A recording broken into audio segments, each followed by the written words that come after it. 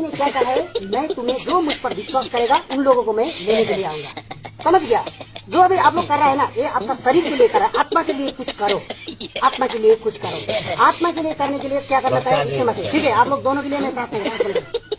स्वर्गीय पिता परमेश्वर, म प्रार्थना गर्छु पवित्र आत्मा, आजको दिन यो दुईजना व्यक्ति छ प्रभु परमेश्वर, आज यो दुईजना मानिसहरू प्रभु, उनीहरूलाई केही पनि थाहा छैन, केही पनि यिनीहरूले जानेको छैन। यिनीहरू एउटा ड्रेस लगाएर, यिनीहरू एउटा भेष एउटा धारण गरेर आज हिँडिराखेको छ। यिनीहरूले केही पनि कुरा जानेको छैन।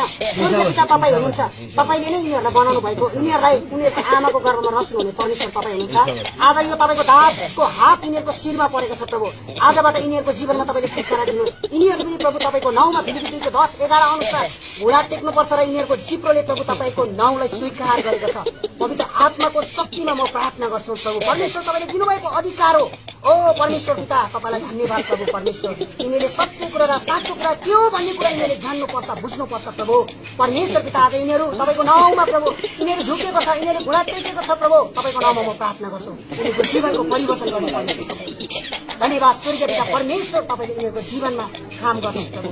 आजबाट प्रभु यो उनीहरूको भेषमा होइन, तर आत्मिक वस्त्र यिनीहरूले पहिरन सकेको, आत्मिक जीवनमा यिनीहरू चल्न सकेको। आजसम्म यिनीहरू अन्धकारमा छ, तपाईँले भन्नुभयो जसले मलाई पछ्याउँछ र त्यसले ज्योति पाउने जीवनको खैरा भनेको छ। आज तपाईँलाई साँचो प्रकार